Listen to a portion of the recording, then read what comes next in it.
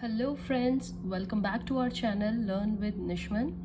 In last video we started the second subdivision, that is admission, covering section 17 in total to 31, right? And today in last video we covered 17. Today we are going to start 18 and we are going to discuss 18 to 21.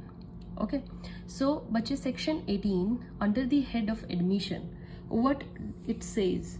It says admission by a party to proceeding or his agent, right? So statement, any kind of statement which is made by a party to the proceeding,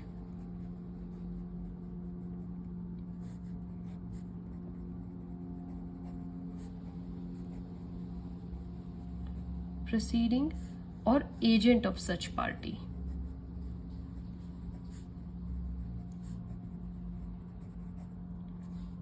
ठीक है बच्चे, agent कौन होगा? Who is authorised to make admissions on behalf of the party, right? So statement in proceedings, proceedings कैसी हो?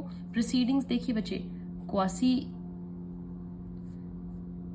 Quasi भी हो सकती हैं. Quasi means like quasi civil, wholly criminal, और you can say civil proceedings. तो प्रोसीडिंग्स किसी भी नेचर की हो, उसमें जो पार्टी हो या उसका एजेंट हो, उन्होंने जो भी स्टेटमेंट बोली है दैट इज एडमिशन, राइट? सो देखिए, अब आप याद कीजिए, मैं आपको पार्टीज एक और बताती हूँ so that you don't get confused. अगर आपके पास पार्टी है क्रिमिनल, सॉरी, अगर आपकी प्रोसीडिंग्स हैं क्रिमिनल की, तो इसमें पार्टी कौन सी होती हैं? या तो स्टेट होती है, स्टेट का कौन होता है? Public prosecutor, and the other one is accused, right? अगर सिविल की हुई है प्रोसीडिंग्स, तो सिविल में पार्टी कौन सी होती है? एक होता है plaintiff and the other one is defendant. यही होता है ना बच्चे? The next one is quasi civil, right? जो क्वासी सिविल प्रोसीडिंग्स होती हैं उसमें क्या होता है? या तो आपका होता है petitioner and the other one is petitioner and respondent. ठीक है बच्चे? अगर किसी ने कंप्लेंट बेसिस पे प्रोसीडिंग्स चलाई हैं तो कंप्लेंट में क्या होता है? एक होता है complainant and the other one is accused. So these are the parties to the proceedings, right? And whosoever the person authorized by them is agent, right? तो मैं आपको जैसे एक एग्जांपल बता देती हूँ. एक इंस्टीट्यूट है, right? This is the institute, और इस इंस्टीट्यूट के इंचार्ज कौन हुए? इंचार्ज ऑफ ऑफिसर वो है ए, और इस इंस्टीट्यूट पे जो इनके चेयरमैन है या हेड है वो है बी. इंचार्ज ऑफ ऑफिस ए है, इंस्टीट्यूट के हेड या चेयरमैन बी है. So A is the in charge of office authorized to make statement on behalf of B. A जो है उनको authorization है कि वो B के behalf पे statement दे सकते हैं, right? So statement is made by A. Suit for damages because A जो है बच्चे वो admitted that admission will be given, right? उनको ये full power है कि वो admission दे सकते हैं on behalf of whom? B.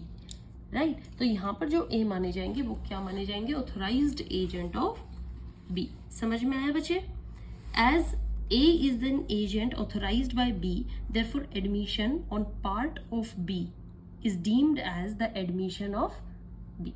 जो ये इनके पार्ट पर एडमिट करेंगे वो माना जाएगा एडमिशन बी ने ही किया है. ये हमारा क्या कहलाता है? रूल ऑफ प्रीविटी, राइट बच्चे? Very important rule of privity. So what does this rule says?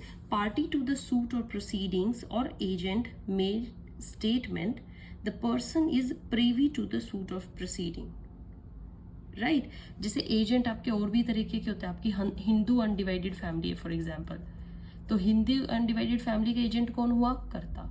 कर्ता is the agent of Hindu undivided family. Whatsoever कर्ता सेज इट इज डीम्ड कि वो हिंदू अनडिवाइडेड फैमिली ने ही किया है. Same is with partnership. Partnership में हर partner एक दूसरे का एजेंट है, राइट बच्चे. So rule of privity previous to the suit और proceeding making the statement. Representative suits क्या होते हैं, वो भी इसी का ही पार्ट है. रिप्रेजेंटेटिव सूट, प्रेजेंटेटिव सूट, इसमें क्या होता है, someone caused nuisance against class. एक क्लास है और क्लास में किसी ने न्यूसेंस क्रिएट कर दी है, क्लास के अगेंस्ट किसी ने क्रिएट कर दी. सो एनी वन पर्सन, कोई भी, मान लीजिए ये एक क्लास थी और इसके अगेंस्ट किसी ने न्यूसेंस क्रिएट की है, इसी का ही कोई like a person file the suit against the as a representative capacity. Right, representative capacity में उसने क्लास के बिहाफ पे सूट फाइल किया. राइट, अगेंस्ट होम, जिसने न्यूसेंस क्रिएट की थी, मान चांस बी ने क्रिएट की थी तो उसने बी के अगेंस्ट सूट फाइल किया. Now A give an earlier statement. A ने अगर कोई पहले कोई स्टेटमेंट दी होगी वो एडमिसिबल नहीं होगी बच्चे, क्योंकि वो क्लास को तब रिप्रेजेंट नहीं कर रहा था. Right, as statement will be relevant as admission only when the statement is made when the person A during his representative capacity made.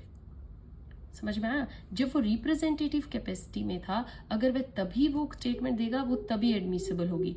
If he is not in representative capacity, earlier उसने कोई statement दी है, it will not be admissible. Earlier statement not admissible if A made statement like representative. By chance A अपने आप को monitor बोल दे, मैं class का मोनिटर हूँ, तो उस बिहाफ पे उसकी वो एडमिट हो जाएगी उसकी स्टेटमेंट. समझ में आया बच्चे सेक्शन 18. अब 18 के ही बच्चे एक्सेप्शंस दी गई हैं 19 और 20 में. एक्सेप्शंस क्या है, exceptions to the rule of privity. आपका फर्स्ट क्या होता है, मान लीजिए P है, P is the tenant of the house. Right, एक प्रीमाइस है, उसमें P एज अ टेनेंट रह रहा है, किराएदार की तरह, और जो उसका लैंडलॉर्ड है वो कौन है, N.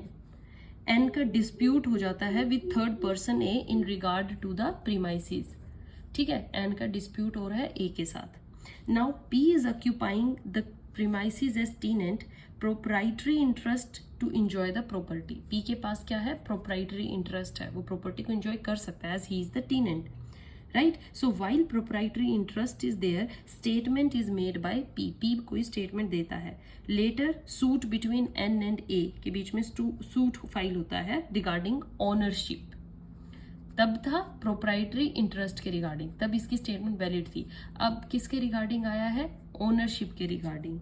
राइट बच्चे, सो ओनरशिप के रिगार्डिंग कोई वो है, a sale deed executed by N and denied. So sale deed आई है, कोई ए ने शो करी है कि मेरे खिलाफ प्रॉपर्टी बेच दी गई है, एन इसको डिनाई कर रहा है. स्टेटमेंट ऑफ पी, जो यहाँ पर स्टेटमेंट ऑफ पी होगी, दैट उसने स्टेट कर दिया, उसने बोल दिया कि हाँ एन ने ये प्रॉपर्टी ए को बेच दी थी. समझ रहे हो बच्चे, एग्जाम्पल, पी एन के घर पे किराए पे रहता है. पी अब यहाँ पर ऑथोराइज, उसके पास प्रोप्राइटरी इंटरेस्ट एंजॉय करने का पूरा राइट है. एन और ए के बीच में ओनरशिप के रिगार्डिंग डिस्प्यूट चल रहा है. ए कह रहा है एन ने उसको प्रॉपर्टी बेच दी थी, एन इस बात को डिनाई कर रहा है. वेयर एज पी सेम बात कह रहा है कि हाँ एन ने ये प्रॉपर्टी ए को बेच दी थी. Now here statement is regarding the ownership of the house and this statement made by P is admission. Right बच्चे, यहाँ पर ये बात क्या है, उसकी एडमिशन होगी. The statement will B an admission for the purpose of the suit. Against whom statement is made, that doesn't matter. आप किसके अगेंस्ट कर रहे हैं, आप अगर उसी इंटरेस्ट में, उसी अथॉरिटी में वो स्टेटमेंट दे रहे हैं, then it is valid. Right बच्चे, एक और एग्जाम्पल देती हैं. Right, A is the owner of the house. ये ए का एक घर है और ए इस घर का ओनर है. Right, A sold property to B, वो उसने बी को ये प्रॉपर्टी सेल कर दी है, but possession not transferred. Right, अभी पोजेशन नहीं दिया है. Later on A died. Right बच्चे, अब ए मर जाता है एंड सक्सेशन के थ्रू, मतलब उत्तराधिकारी इस घर का कौन बन जाता है, एस. ध्यान से समझिएगा एग्जाम्पल. एंड नाउ सक्सेशन के through S become the owner. अब बी जो है एस पर केस डालता है, the title of the property on ground of sale deed, that this property is mine because there is the sale deed between me and your ancestor A and that's why I am the owner of this house. S is denying the sale deed. S कह रहा है ऐसे तो कोई sale हुई नहीं. Right. So before A made sale, जब A ने बी को सेल किया, he made statement that I wanted to sell the property to B. भाई मैं बी को प्रॉपर्टी बेचना तो चाह रहा हूँ, but B is fraud. B क्या है? फ्रॉड है. And therefore I am not selling, मैं उसको सेल नहीं कर रहा हूँ. ए ने मरने से पहले ये बात बोल दी थी. Right. So A made this statement during the continuance of interest. उसका प्रॉपर्टी अभी उसी के हाथ में थी और ए ने तब ये बात बोली थी. This statement will go against B as admission by A. ये अब जब बी फाइल सूट फाइल करेगा तो एस इस बात को, जो ए ने स्टेटमेंट दी थी कि बी मुझे फ्रॉड लग रहा है, मैं उसको प्रॉपर्टी नहीं बेचना चाह रहा, वो एक एडमिशन के तौर पर मान ली जाएगी. Because at that time A was living and he was having complete interest in his property. समझ में आ रहा है बच्चे? देन अब आपको समझ क्या है? Statement made by the person from whom the parties to the suit derives their interest, if the statement was made by that person during the continuance of that interest, will be admissible. Okay, so this is your section 18, 19, 20 and 21. Keep reading बच्चे. कुछ मैंने points इसमें drop कर दिए हैं, that not that important, but आप book से 18, 19, 20, 21 को एक ब्रीफ रीडिंग दीजिएगा. It's not that important. And in next video we are going to start with section 22. Till then, stay alert, stay tuned. Goodbye. Thank you.